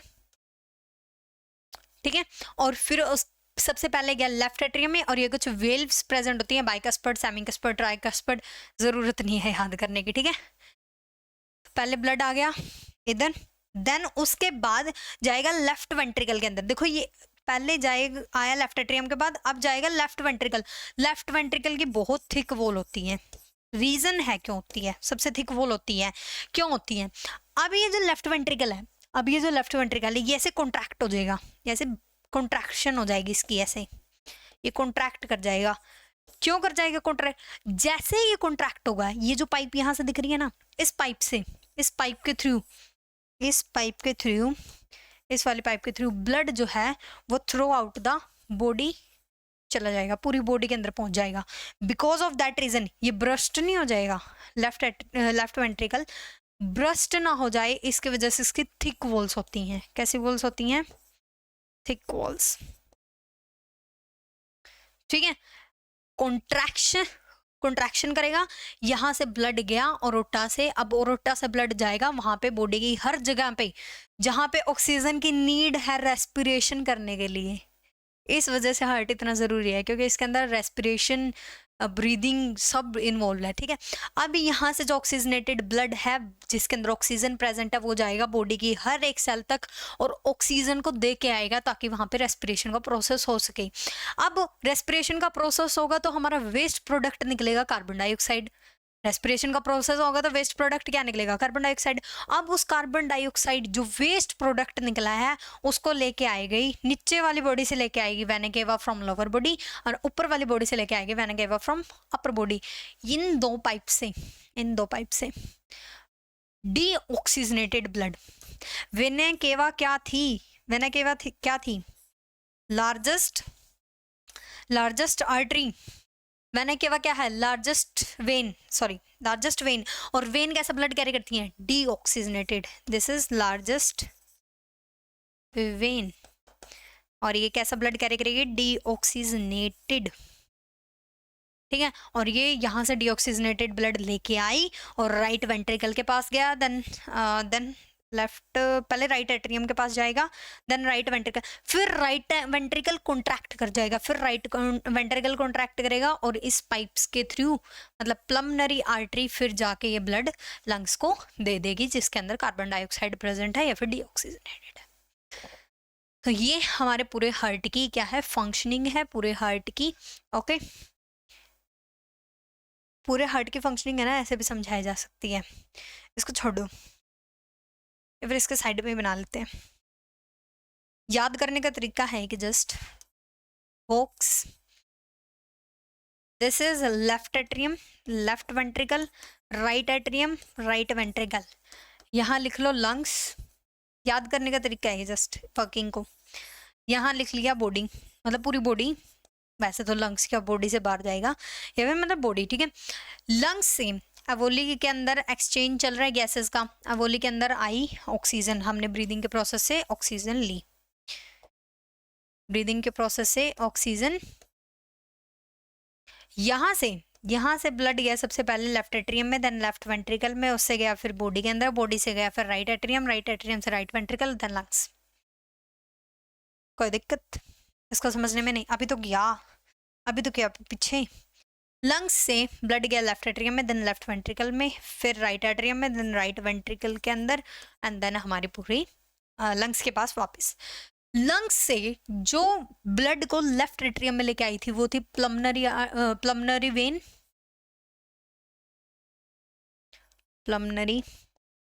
वेन, जो कि इकलौती ऐसी वेन है जो ऑक्सीजनेटेड ब्लड कैरी करती है, ठीक है। ऑक्सीजनेटेड ब्लड आ गया लेफ्ट एट्रियम में, देन लेफ्ट वेंट्रिकल है। लेफ्ट वेंट्रिकल से जो ऑक्सीजनेटेड ब्लड है वो कौन कैरी आउट करेगी? ओर्टा।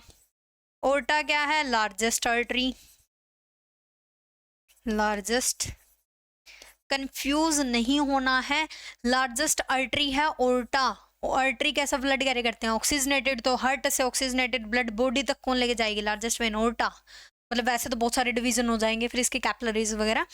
बॉडी के पास गया, बॉडी में रेस्पिरेशन का प्रोसेस यहाँ कैरी आउट हुआ, यहाँ रेस्पिरेशन का प्रोसेस कैरी आउट किया, और waste product, as a waste product हमारी निकली CO2। अब CO2 निकली है तो ब्लड क्या हो गया? डीऑक्सीजनेटेड ब्लड को कैरी आउट करती है वेन्स।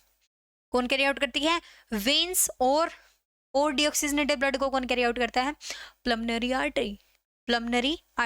तो यहाँ से वेना केवा जो कि हमारी लार्जेस्ट वेन है, डीऑक्सीजनेटेड ब्लड कैरी करेगी, पहले राइट एट्रियम के पास जाएगी, देन राइट वेंट्रिकल के पास, और फिर यहाँ राइट वेंट्रिकल से ये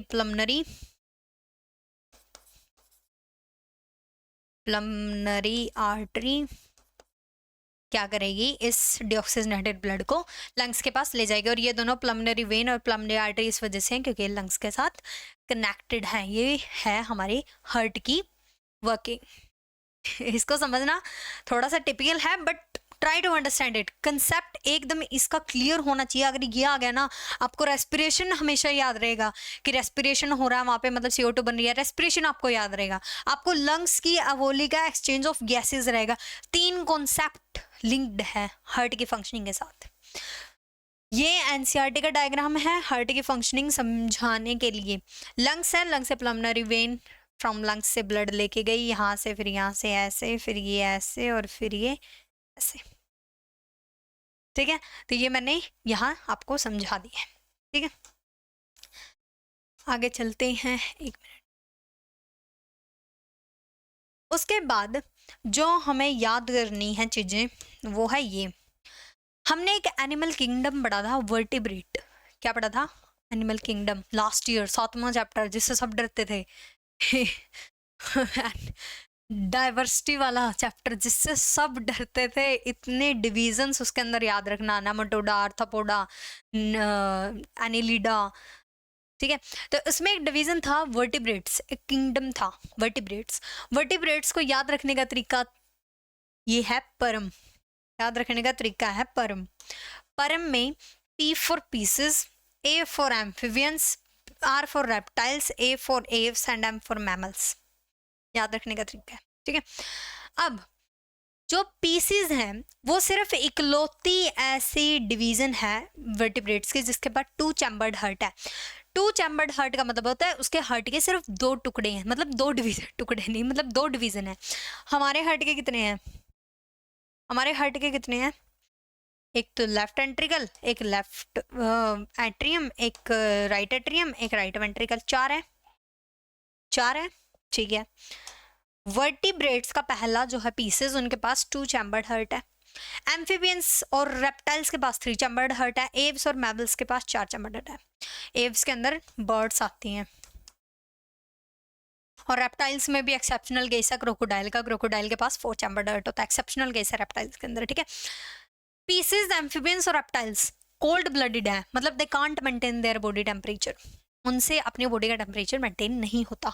बट जो एव्स और मैमल्स हैं, मतलब मैमल्स में हम आते हैं, एव्स और मैमल्स है जो वो वार्म ब्लडेड है। वार्म ब्लडेड का मतलब है they can handle their body temperature, ठीक है। इसको याद रखना बहुत जरूरी है, ये बहुत बार पूछा जाता है, इसको याद रखना इम्पोर्टेंट है। आगे चलते हैं। आगे जब ब्लड एक पाइप ब्लड वेसल्स में ट्रैवल कर रहे हैं तो वो वॉल्स के ऊपर प्रेशर लगाता है, जिसको हम ब्लड प्रेशर बोलते हैं। Pressure exerted by blood on the walls of blood vessels. Blood vessels के ऊपर जो ब्लड प्रेशर लगाता है that is basically known as blood pressure. जब कॉन्ट्रैक्शन होती है तब होता है सिस्टोलिक, और जब रिलैक्सेशन होती है जब होता है डायसिस्टोलिक। ब्लड प्रेशर को मेजर करने की डिवाइसेस अब तो इलेक्ट्रॉनिक बहुत सारी आ गई हैं। पहले ज़माने में होती थी कि पहले ज़माने में तो क्या होती तो अब भी है, बट इतना यूज़ नहीं है अब इसका। स्पाइगो मैनोमीटर, इसकी प्रोनाउंसिएशन है स्पाइगो मैनोमीटर, स्पाइगो मैनोमीटर।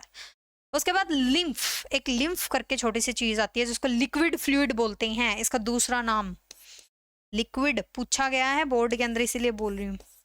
इसका दूसरा नाम लिक्विड फ्लूइड, इसका दूसरा नाम लिक्विड फ्लूइड।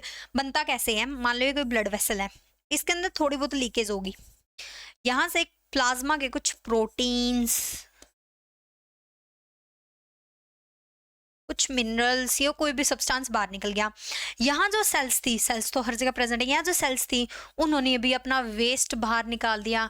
तो ये वेस्ट, ये प्रोटीन और ये जो लीकेज वगैरह का मैटर था, ये सारा मिलके एक अपना खुद का एक लिक्विड बना लेता है, अपना खुद का एक लिक्विड बना लेता है। और वो लिक्विड एक पर्टिकुलर वे में फ्लो करता रहता है एक पर्टिकुलर वेसल के अंदर, जिसको बोलते हैं लिम्फेटिक वेसल, और इसको बोलते हैं लिम्फ, इस फ्लूइड को बोलते हैं लिम्फ।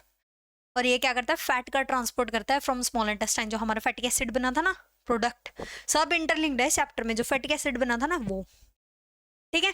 तो ये ब्लड प्रेशर है, ब्लड प्रेशर 120 to 80, ज्यादा से ज्यादा आपका ब्लड प्रेशर 120 होना चाहिए, कम से कम 80 होना चाहिए, ना इससे ज्यादा ना इससे कम। ट्रांसपोर्टेशन इन प्लांट्स, प्लांट्स के अंदर भी 2 चीजों का ट्रांसपोर्ट होता है, एक तो वाटर का, एक तो फूड का। रिवीजन सेशन है इसलिए इतना फास्ट कर दिया, ठीक है। ट्रांसपोर्टेशन इन प्लांट्स, एक तो फूड का, एक तो वाटर का। फूड का होता है ट्रांसलोकेशन, फूड के ट्रांसपोर्ट को बोलते हैं ट्रांसलोकेशन, और इसके अंदर एनर्जी लगती है, एटीपी लगती है इसके अंदर, ये डिफ्रेंशिएट भी आ सकता है। वाटर के ट्रांसपोर्ट को वैसे तो ट्रांसपोर्ट ऑफ वाटर ही बोलते हैं, ऐसा कोई पर्टिकुलर टर्म नहीं है जो आप इसके लिए यूज कर सको, लेकिन फिर भी इसको ट्रांसपिरेशन बोल देते हैं। वरना ट्रांसपिरेशन एक ऐसा प्रोसेस होता है जब आपके जो प्लांट की लीफ होती है उसके ऊपर से वाटर जब इवेपोरेशन के प्रोसेस से इवेपोरेट हो जाता है, उस प्रोसेस को बोलते हैं ट्रांसपिरेशन। वरना फिर भी मतलब वाटर के ट्रांसपोर्ट को भी बोल देते हैं ट्रांसपिरेशन। इसके अंदर कोई एनर्जी नहीं लगती, इसके अंदर कोई एनर्जी नहीं लगती। होता कैसे है ये अभी देखेंगे, एनर्जी क्यों नहीं लगती, ठीक है। रूट प्रेशर, लीफ ट्रांसपिरेशनल पुल। अच्छा ये मैं समझा देती हूँ, लिखा आ गया यहाँ पे तो मैं समझा देती हूँ आपको। होता क्या है, ये आपके पास मान लो कोई प्लांट है, ठीक है। रूट के पास, ये हमारे रूट्स हैं, यहाँ पे रूट्स के पास यहाँ पे कंसंट्रेशन ऑफ आयंस, याद बोल ही देती मैं लिखना, चलो ठीक है। कंसंट्रेशन ऑफ आयंस वो है अलग अलग होती हैं। रूट्स के अंदर कुछ हो रहा है, प्लांट्स के इस पार्ट पे कुछ हो रहा है, जिसकी वजह से यहाँ पे एक प्रेशर सा बन जाता है, और उस प्रेशर की वजह से जो रूट से पानी है ना वो ऊपर तक खींचा चला जाता है, यहाँ तक तो आ गया, यहाँ तक तो वाटर आ गया। अब उसको जाना है लीफ तक, क्योंकि लीफ लिंक करो इसको, लीफ को वाटर क्यों चाहिए, फोटोसिंथेसिस करने के लिए कार्बन डाइऑक्साइड प्लस वाटर चाहिए था, फोटोसिंथेसिस करने के लिए कार्बन डाइऑक्साइड प्लस वाटर चाहिए था। वहां लिंक करो इसको। अब लीफ पे जो स्टोमेटा के पास वाटर है थोड़ा बहुत, वो जब इवेपोरेट हो रहा है ना, तो ये एक संश्लेषण फोर्स बनाता है, यहाँ पे संश्लेषण फोर्स से बोलते हैं इसको। यहाँ से वो वाटर को पुल करता है, ऊपर की तरफ खींचता है। जब वो पानी इवेपोरेट हो रहा है ना, वो वाटर के मोलिक्यूल अदर वाटर के मोलिक्यूल को भी खींचते हैं अपने साथ इवेपोरेट करवाने के लिए। तो इस तरीके से यहाँ जो वाटर है वो यहाँ तक पहुंच जाता है। ऐसे ही पूरे प्लांट के अंदर जो वाटर ट्रांसपोर्ट है वो चलता रहता है। तो इसमें दो प्रेशर इंक्लूडेड होते हैं, एक तो रूट प्रेशर जो यहाँ लगा, जिसकी वजह से आयन की कंसंट्रेशन डिफरेंट होने की वजह से पानी ऊपर तक खींचा। एक हो गया ट्रांसपिरेशनल पुल, मतलब जब ऊपर से पानी उड़ रहा है, या फिर उड़ रहा है बोलेंगे इसको, वह पानी इवेपोरेट हो रहा है, तब पानी दूसरे मोलिक्यूल्स को खींच रहा है अपने साथ, तो वो हो गया ट्रांसपिरेशन पुल। पुल खींचना, पुल ट्रांसपोर्टेशन, पुल ट्रांसपिरेशनल पुल। ठीक है, तो दो चीजें होती है, उधर रूट प्रेशर, उधर ट्रांसपिरेशनल पुल। जो वाटर का ट्रांसपोर्ट होता है वो जाइलम करता है, जो फूड का ट्रांसपोर्ट होता है वो करता है फ्लोएम। ये याद रखने की चीज आ गई। अब जाइलम के अंदर जो सेल्स ये इंक्लूडेड होती हैं ट्रांसपोर्ट ऑफ वाटर करते हैं, वो होता है vessels and tracheids.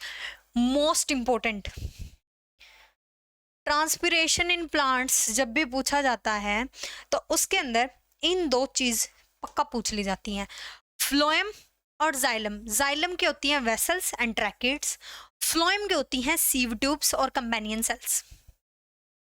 Sieve tubes और कंपेनियन सेल्स, इसको स्टार मार्क कर लेना, बहुत इंपॉर्टेंट है, most important transpiration in plants में। उसके बाद इस पूरे चैप्टर का सबसे लास्ट, सबसे इजिएस्ट, सबसे रिलैक्सफुल टॉपिक एक्सक्रीशन। स्टार्ट करते हैं इसको, फटाफट फिनिश करेंगे और फिर क्वेश्चंस देखते हैं। ठीक है, एक्सक्रीशन। एक्सक्रीशन पहले होता क्या है? Excretion a process of removing these harmful metabolic waste from these harmful का क्या मतलब है? These harmful metabolic waste, harmful metabolic waste से क्या मतलब है? जो हमारे फ्लूइड वेस्ट बना है, जैसे वाटर है, वाटर के अंदर बहुत सारा फ्लूइड वेस्ट होता है, इकलौता वाटर प्योर वाटर की फॉर्म नहीं होती, ब्लड के अंदर बहुत सारा लिक्विड वेस्ट है। और मैंने बोला था egestion is not equals to excretion, वो इसी वजह से बोला था। इजेशन था सॉलिड वेस्ट का बॉडी से बाहर जाना, एक्सक्रीशन था लिक्विड वेस्ट का बॉडी से बाहर जाना। और एक्सक्रीशन करने के प्रोसेस को बोलते हैं मिक्चुरेशन। एक्स्ट्रा है, याद रखना, रख लेना वरना मत रखना। ठीक है, एक्सक्रीशन करने के प्रोसेस को बोलते हैं मिक्चुरेशन। ठीक है, एक्सक्रीशन क्या होता है? एक ऐसा प्रोसेस जिसके अंदर हम मेटाबॉलिक वेस्ट, जैसे नाइट्रोजनियस वेस्ट होता है, मेटाबॉलिक वेस्ट हो गया जिसके अंदर नाइट्रोजन, हार्मफुल बहुत सारे प्रोडक्ट्स जो हमारे होते हैं वो। एक्सक्रीटरी सिस्टम एक पूरा पर्टिकुलर सिस्टम होता है एक्सक्रीटरी, इस एक्सक्रीशन के टास्क को परफॉर्म करने के लिए। उसके अंदर क्या क्या आता है? उसके अंदर हमारा एक तो होता है अ पेयर ऑफ किडनी, एक होता है a pair of uterus, urinary, ये याद रखना, a pair of kidney and a pair of uterus, मतलब a pair of kidney and a pair of uterus and a pair of urinary bladder और एक urethra. ठीक है, उसके बाद एक छोटी सी चीज है, वो कई बार पूछ ली जाती है, छोटी तो है लेकिन कई बार पूछ ली जाती है, इंपॉर्टेंट है, याद रख लेना, छोटी छोटी चीजें बहुत पूछता है board. Position of kidney. Kidney की पोजीशन क्या है? किडनी की position abdomen, one on either side of the backbone, backbone के एक थोड़ा सा लिटिल बिट साइड होके। देखो होता क्या है, अब्डोमेन और थोरैक्स दो कैविटी होती है अपनी बॉडी के अंदर। थोरैक्स कैविटी होती है जो डायफ्राम से अबव होती है, अबव द बॉडी, और अब्डोमेन होती है जो हमारे डायफ्राम होता है ना उससे नीचे नीचे का पार्ट। ठीक है, thorax is basically upper part and abdomen is lower part. ठीक है, डायफ्राम से, डायफ्राम देखा था ना, ये ब्रीदिंग के अंदर हमने डायफ्राम का फंक्शन नहीं देखा है ना, कोई नहीं, इसको लास्ट में देख लेंगे, I will make sure to remember it. Okay, excretory system देख लेते हैं एक बार। सबसे पहले वेना केवा ओर्टा, ये ब्लड कैरी करेंगे जिसको फिल्टर करेगी kidney. Renal vein, renal artery, ये किडनी से कनेक्टेड होती हैं, जो कि किडनी क्या करेगी, इन अरोटा और वेना केवा से जो ब्लड आया है उसको क्या करेगी, फिल्टर आउट करेगी। ठीक है, और फिर जो फिल्टर करने के बाद जो हमारे यूरिन बनेगा उसको ये यूरेटर क्या करेंगे, यूराइनरी ब्लेडर तक कैरी आउट करेंगे। यूराइनरी ब्लेडर क्या करता है, स्टोर करता है यूराइन को, यूरिन, यूराइन, जो भी आप इसकी प्रोनाउंसिएशन बोलते हो इसको, उसको स्टोर करता है और फिर यूरेथ्रा के थ्रू हम इसको अपनी बॉडी से बाहर सिगरेट आउट कर देते हैं। ठीक है। अब किडनी के अंदर ऐसा क्या है कि वो ब्लड को भी फिल्टर कर देती है? किडनी के अंदर ऐसा क्या है? किडनी के अंदर फंक्शनल और स्ट्रक्चरल यूनिट है, फंक्शनल एंड स्ट्रक्चरल यूनिट।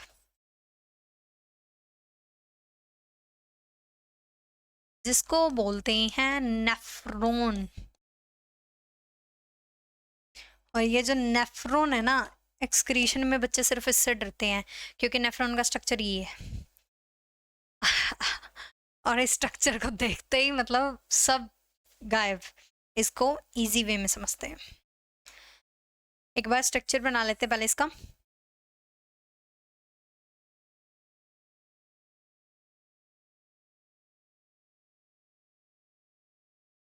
ये स्ट्रक्चर है नेफ्रॉन का, ये स्ट्रक्चर है नेफ्रॉन का, कुछ खास नहीं है।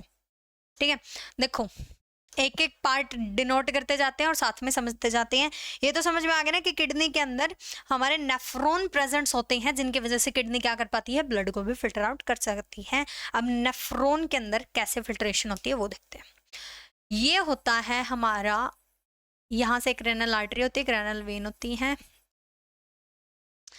ये होता है हमारा ग्लोमेरुलस।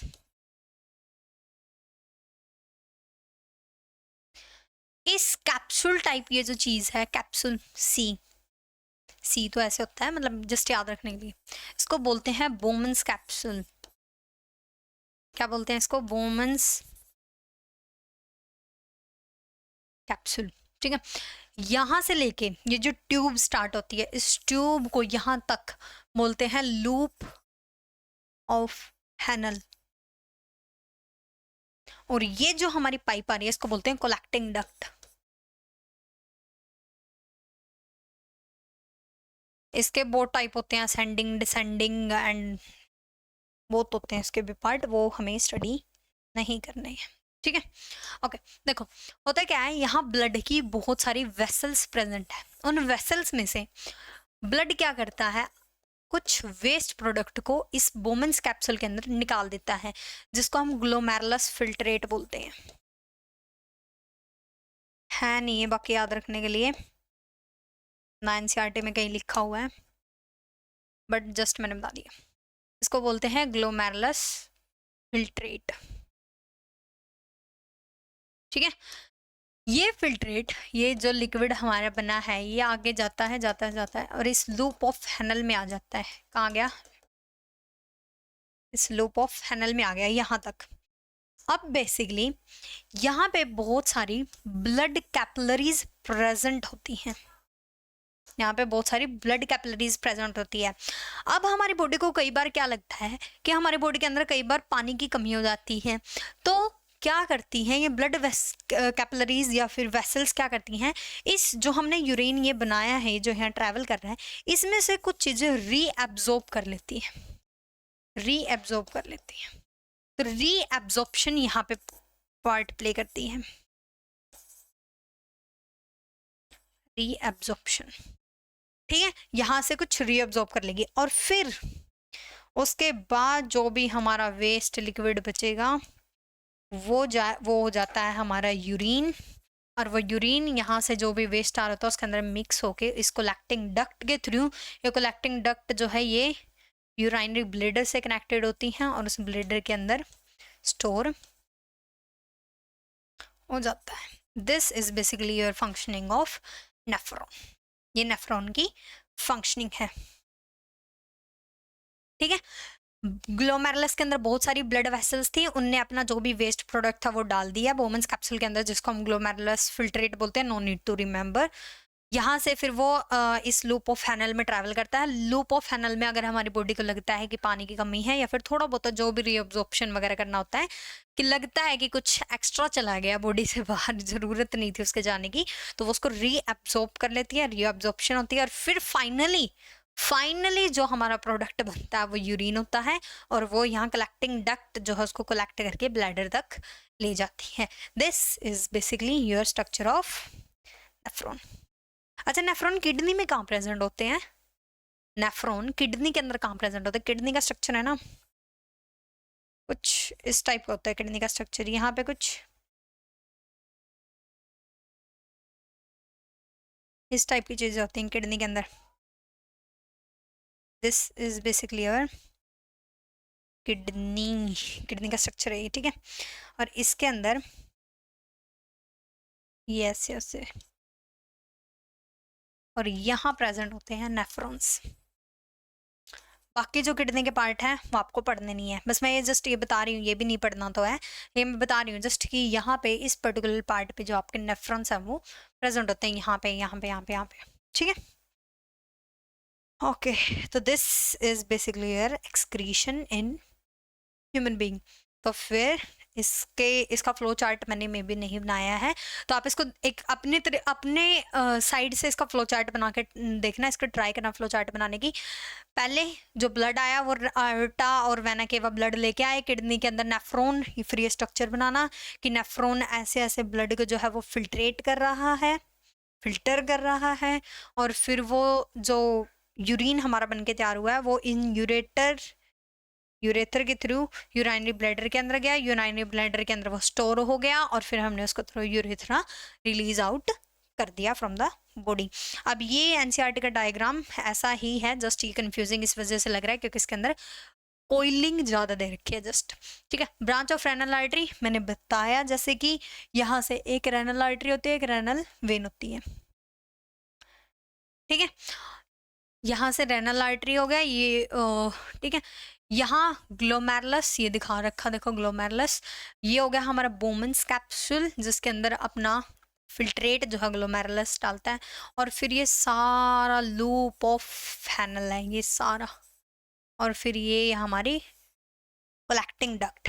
अब जितना भी रीअब्जॉर्प्शन होना होता है, ये जो रेड और ब्लू दिख रही है ना, ये है हमारी ब्लड कैपिलरीज जो कि रीअब्जॉर्ब करती रहती हैं अगर इन्हें जरूरत लगती है तो, ठीक है। Branch of renal vein, branch of renal artery, ये रीअब्जॉर्प्शन करती रहती है, एंड में जाके यहाँ पे जो भी हमारा फाइनल प्रोडक्ट बनता है वो इस कलेक्टिंग डक्ट के थ्रू चला जाता है।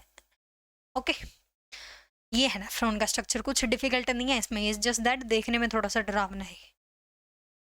उसके बाद प्लांट्स के अंदर कैसे एक्सक्रीशन होता है, वेस्ट प्रोडक्ट तो उनमें भी बनता है। तो एक्सक्रीशन इन प्लांट्स, पहला तो लीव्स फॉल ऑफ, पत्तियां गिर जाती हैं, पेड़ झड़ जाते हैं पेड़ पौधे, राइट, तो वो बिकॉज ऑफ दैट रीजन होता है, वो एक्सक्रीशन का एक तरीका होता है प्लांट का। दूसरा रिसाइजन और गम जो नीम के पेड़ से निकलते थे ना, जिससे बच्चे बोलते थे स्कूलों में कि कॉपियां भी चिपक जाती हैं, कॉपियां चिपकाते रहते थे उससे पेजेस, वो गम निकालता है, वो एक्सक्रीशन का एक्सक्रीट आउट करने का मेटाबॉलिक वेस्ट एक तरीका है प्लांट का। Plant excrete some waste substances into the soil around them, कुछ सॉइल के अंदर भी निकाल देता है वेस्ट अपना प्लांट। तो ये पूरा चैप्टर हमारा रिवाइज होता है, खत्म होता है ये चैप्टर। नेक्स्ट जो हमारी वीडियो होगी उसमें हम क्वेश्चंस करेंगे इस पूरे चैप्टर से रिलेटेड, जितने भी सैम्पल पेपर के अंदर हैं या फिर जो थोड़े बहुत PYQ, तो हम ट्राई करके देखेंगे इस पूरे चैप्टर से, ताकि वो हमारे साथ हम पे सोल्व हो सके। मैं भी ट्राई करूँगी, आप भी ट्राई करना मेरे साथ, ठीक है। वैसे कर तो उसको आज ही लेते, लेकिन ये ज़्यादा लेंथी वीडियो हो जाएगी फिर। आप इसको अपने कॉन्सेप्ट्स क्लियर करना, इनके हर एक टॉपिक के फ्लो चार्ट्स बना के देखना, अगर आप बन रहे हैं, आपके कॉन्सेप्ट्स क्लियर हो रहे हैं, तो please like the video. And जो ट्रांसपोर्टेशन पार्ट है उसको बहुत अच्छे से समझ लेना, बहुत अच्छे से। अगर ना एक बार में नहीं समझ आ रहा है, वीडियो को रिवाइंड करो, दोबारा रिवाइंड करो, दोबारा रिवाइंड करो, उसको रिवाइंड कर करके देखो, लेकिन ट्रांसपोर्टेशन जो टॉपिक है आपका वो क्रिस्टल क्लियर होना चाहिए। एक तो जाइलम फ्लोएम के वो पार्ट्स, वो सेल्स, ट्रैकेट्स, सिव ट्यूब, कंपेनियन सेल्स, वो याद होने चाहिए, जाइलम को कौन सा पार्ट है, और दूसरा हार्ट की फंक्शनिंग, हार्ट का डायग्राम मैं ये बोल रही हूँ आपको डाइजेस्टिव सिस्टम का डायग्राम नहीं आता होगा, चल जाएगा। आपको एक्सक्रीटरी सिस्टम का डायग्राम नहीं आता होगा, चल जाएगा, कोई बात नहीं, काम चला लेंगे। रेस्पिरेटरी का नहीं आता होगा, चल जाएगा। आपको हार्ट का डायग्राम आना चाहिए। हार्ट के डायग्राम को कम से कम 6-7 बार देख के, बिन देखे, जैसे भी आपको याद होता है उसको बना के देखना, try to make it. Okay, तो मिलते हैं नेक्स्ट वीडियो में इस चैप्टर के क्वेश्चंस के साथ। Thank you and have a nice day.